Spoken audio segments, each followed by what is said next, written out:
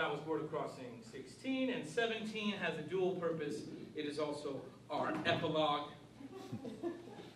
Border Crossing 17 will take us across a very unknown border between a country called the United States of America and another country called Mexico.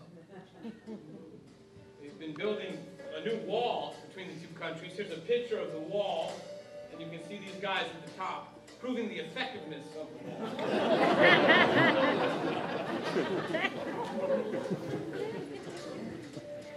So, I was in the city of El Paso, Texas, which is like a ghost town. It's quite run down. The downtown's practically empty. The economy hasn't helped at all. And I found a lonely, mysterious western parking lot near downtown. You know, the kind of parking lots with the steel cables strung across these yellow poles and little tin numbers, 17 blowing in the wind. I parked in number 17. And then went to pay. And it's this beautiful tin collage where you fold the $5 bill across 2 quarters into a little square, and then you jam it into slot 17 to pay for your parking in parking space 17. And then I just walked to Mexico. I had my passport, but they said, no, you don't need that. You just show your driver's license and pay 50 cents. And you walk across the bridge over the Rio Grande to Mexico. It's that easy. Then I was there in Juarez. Now Juarez is completely different. It's filled with life. People are selling papaya popsicles everywhere, coconut popsicles. There's Catholic schoolgirls running around. The pool halls are open. There's all kinds of activity. The streets are very, very busy. And then I noticed the train station. Wow, a train. It would be so cool to take a train, like Butch Cassidy and the Sundance Kid, from Juarez to, say, Chihuahua. I went to the train station. I bought a ticket to Chihuahua. It was $2.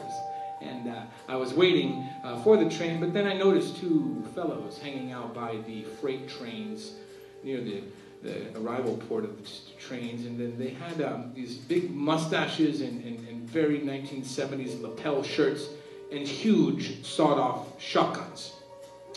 Obviously waiting to perhaps ambush the incoming train that would go to Chihuahua, so I decided not to take the train. And I crossed this very busy street, and then I tried to cross the other side, but I got stuck in the median because there was so much traffic on this side. I couldn't get back across, and then I found in the median these little food stalls. And I went to one that they were serving chile rellenos, poblano pepper stuffed with cheese and egg batter, deep fried. Delicious. There was 12 different sauces, cilantro, chopped onion, and I was eating these fantastic chile rellenos. 1, 2, then 3. They're quite small. And the man sitting across from me was just staring at me, and he said after a while, ¿Te gusta mucho los chiles rellenos? Sí, sí, me gusta mucho, mucho, mucho los chiles rellenos. Muy bien, muy bien. And then we started talking just about chile rellenos, the different types of pepper, different types of cheese, different techniques to make them. And after a while, I asked his name, ¿Cómo te llamas? Pablo. His name was Pablo. And anyway, he was telling me that he had this girlfriend, his novia, in Chicago. And she worked in a restaurant, cleaning dishes in Chicago. I don't know how she got a job doing that, but she did somehow. Got a job as a Mexican cleaning dishes in a restaurant. He was trying to join her. He had very little money. He was never going to get a visa to enter the United States, so he was trying to cross the border illegally, as many people do from Mexico and the United States.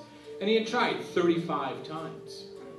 But he was lazy. He didn't go too deep into the desert, just a little bit outside the city, and just tried to hop between different cactuses and then make it across the border. And every time he was caught at different places. Everyone knew Pablo. He's tried all the time to get across, and he's sent back. And then he tells you that he doesn't like the Spanish word for stranger. Extranjero is what they say for a stranger, someone from a foreign land, extranjero. He really likes the word that the Americans use, which in Spanish is extraterrestrial. Alien, extraterrestrial. Me gusta mucho esta palabra. Sí. You're like, why, Pablo, why? No, es porque, mira, 200 billones de años antes, yo no sé, pero una cometa llegue del espacio y boom. He's talking about a comet. Billions of years ago, crash landed on Earth, and this comet brought all organic life to Earth. You know, yeah, you saw that Carl Sagan episode 2 from Cosmos. And he says, even if you didn't believe the Carl Sagan theory that the organic life came from outer space, we're all on this planet, it's floating in space, and therefore just being on this planet makes us extraterrestriales. Todos somos extraterrestriales. Me gusta mucho esta palabra. Extranjero no, es muy raro. Stranger no. Alien, extraterrestriales sí. And then he tells you he's going to try that night to cross again the border to find a bus up to Chicago. And you say, buena suerte, amigo. And he leaves, and you eat 1, 2 more chili rellenos. And then when you go to pay, you realize that Pablo had arranged to pay the bill. Now, I just want you to imagine for a couple more minutes here that you are working as a Border Patrol agent between Mexico and, let's say, Texas. And you're on your midnight shift. And you leave your nice little warm living room, and you fit into your garage, kind of getting into your huge Ford Explorer, which has been provided to you by the Border Patrol Service. You get the car ready, and you turn on the headlights, and you proceed to drive across the border. Near the border zone, which is going to be located just about 30 miles outside of town. You're driving in your huge Ford Explorer over the desert road, and you stop at a different place, but near the places you normally stop to do your nightly watch. And on this night, you see to your left some movement behind a cactus, a huge cactus. And you see the movement hop over to another cactus, and you realize you recognize this kind of Charlie Chaplin sniper movement technique. It's from a guy who's tried to cross 35 times before. And you shine the flashlight to try to scare him to just go back. And he doesn't. He stays stiff, hiding behind the second cactus. He doesn't move. And as you're shining your flashlight, you catch a little glimmer in his eye. And something changes in you. You decide to let him at least hop to the next cactus. It's like a little game. The Roadrunner.